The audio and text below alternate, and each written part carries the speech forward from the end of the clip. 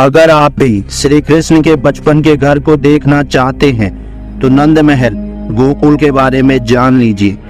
ये जगह 84 खंबा मंदिर के नाम से भी प्रसिद्ध है। दोस्तों, गोकुल की गलियों में श्री कृष्ण खेलते थे, माखन चुराते थे, गोपियों को परेशान करते थे और उनकी मटकी तोड़ देते थे।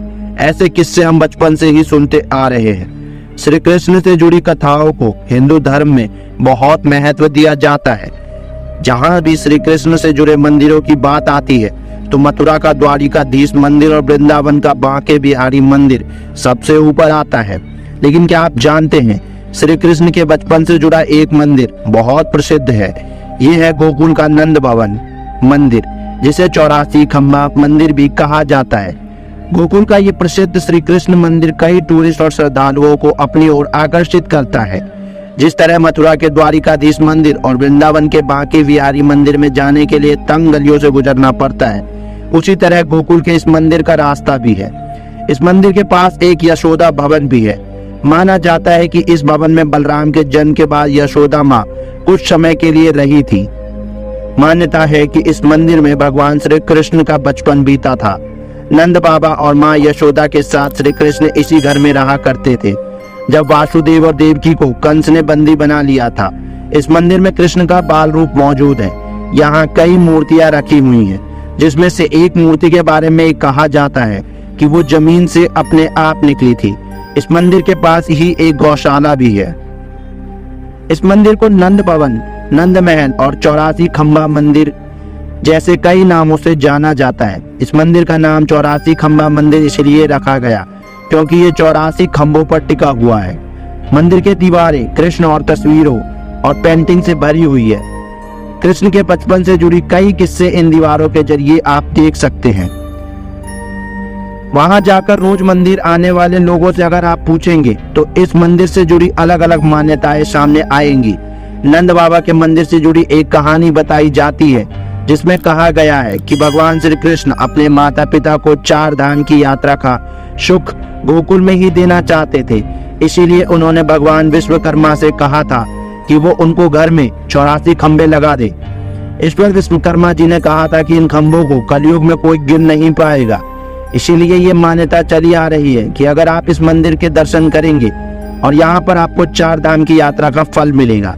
साथ ही साथ आप इस मंदिर के खंभों को कभी गिन नहीं सकते। मान्यता है कि यहाँ या तो एक खंभा ज्यादा गिनती में आएगा या फिर एक खंभा कम।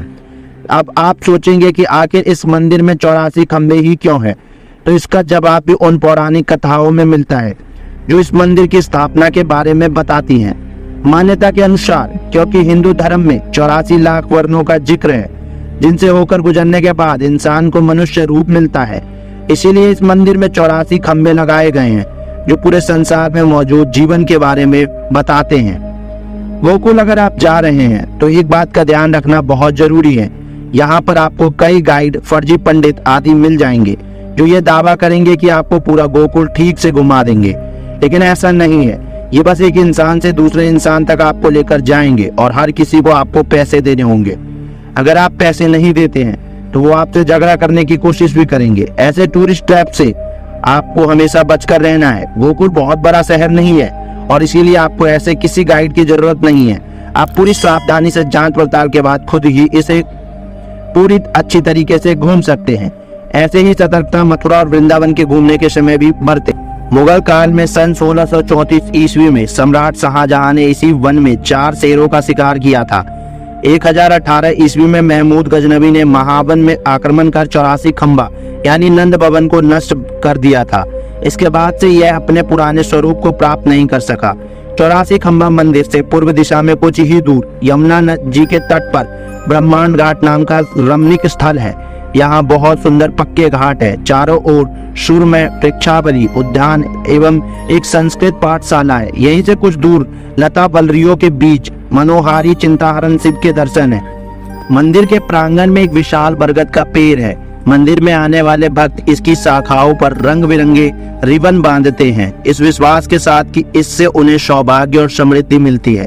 बरगद के पेड़ के नीचे काली माँ का मंदिर काल अतीत आवा बिखेरता है, जिसमें प्राचीन स्तंभ और कोष्ठक बहुत हद तक योगदान देते हैं। इस नंद भवन को वास्तव में कब बनाया गया, यह सवाल आज भी रहस्य बना हुआ है। पौराणिक स्रोतों के अनुसार इसका निर्माण विश्वकर्मा जी के द्वारा किया गया था।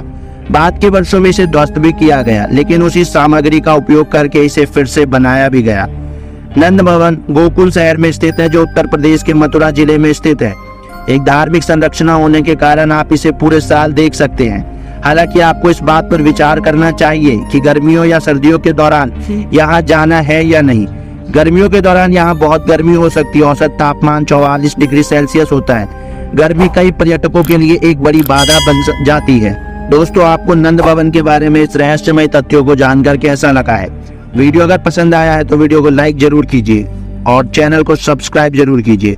और इसी तरह धर्म और अध्यात्म से जुड़ी हुई चीजों के बारे में हम आपको बताते रहेंगे।